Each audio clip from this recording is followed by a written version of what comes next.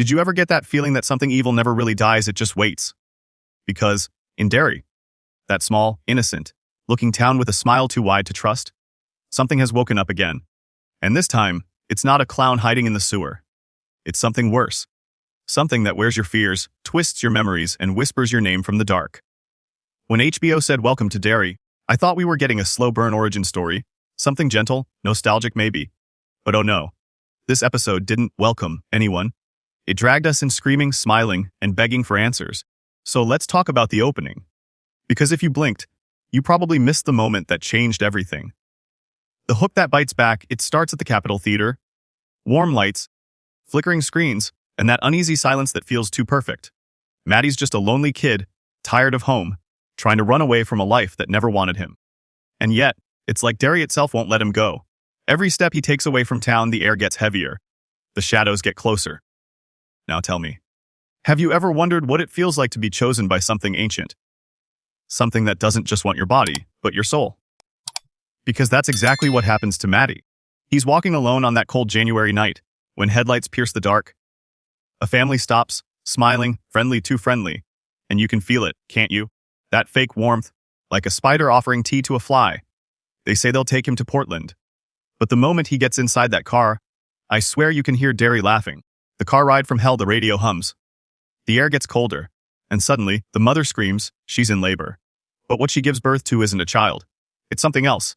2 heads, no eyes. And before Maddie can even scream, the thing launches itself straight into him.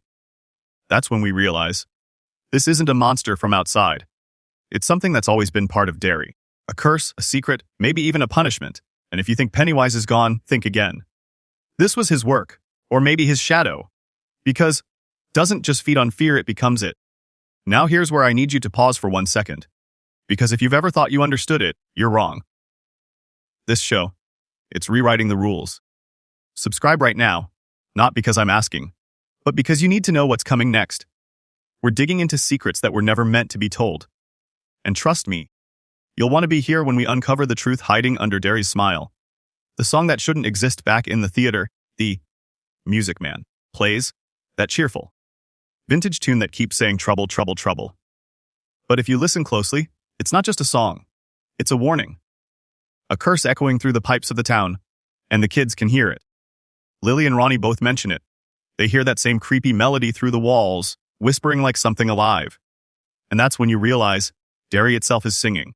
There's something profoundly wrong about this place. People disappear, but nobody leaves. Time moves forward, but pain stays. Even the way Maddie vanished wasn't random. He didn't die.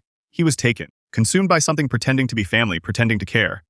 The Music Man doesn't just entertain, it hypnotizes. And here's a secret HBO doesn't spell out. That musical number. It's based on a con artist who manipulates an entire town. Sound familiar? Pennywise isn't just a monster. He's Derry's first con man. And every lie he tells buys him another century of power.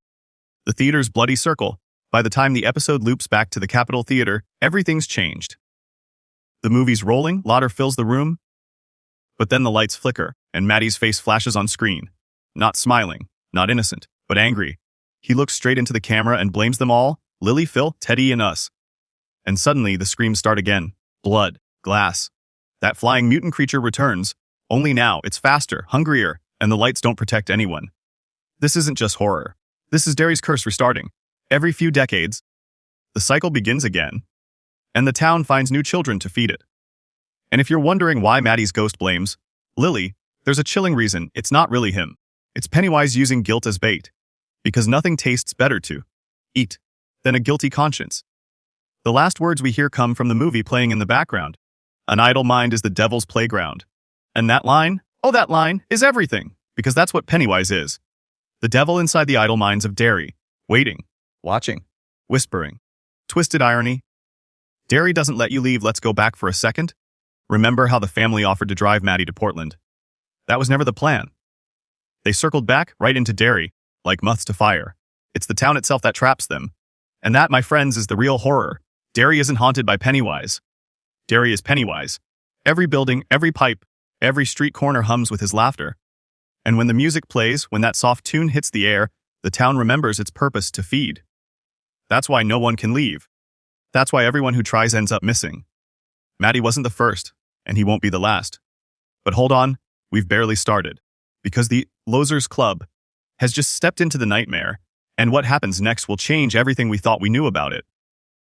Before we dive into that, I want you to think about this: that what if every version of 8, every movie, every adaptation, has only been telling half the story? What if Pennywise isn't the villain at all, but the symptom? That's the forbidden truth HBO is hinting at. And trust me, when we get to the second half, you'll never see Derry the same way again. You ever notice how every town has that one story nobody wants to talk about? In Derry, it's not a rumor. It's a warning. Because the kids who dare to ask too many questions, they're the ones who vanish first. And that's where we meet them. The new Losers Club. Not the brave, joking bunch from the 80s.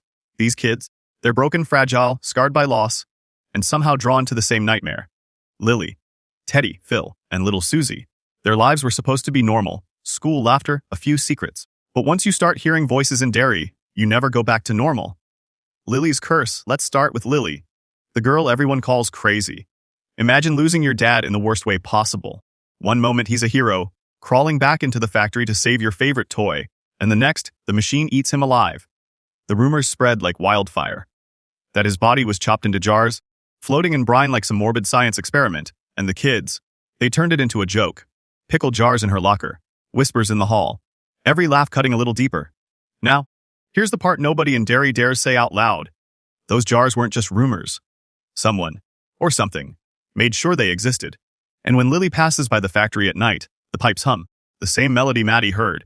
She hears his voice through the metal, soft, broken, begging, "Don't leave me here." And she whispers back, trembling, "Maddie." That moment, that quiet second between breath and terror, is where it lives. Not in the sewers, not in the shadows, in guilt. The sound beneath the sound. Here's what freaks me out. When Lily tells Teddy and Phil about the voices, they laugh. Because that's what people do when they're scared. They hide behind disbelief. But that night, Teddy goes home, and something changes.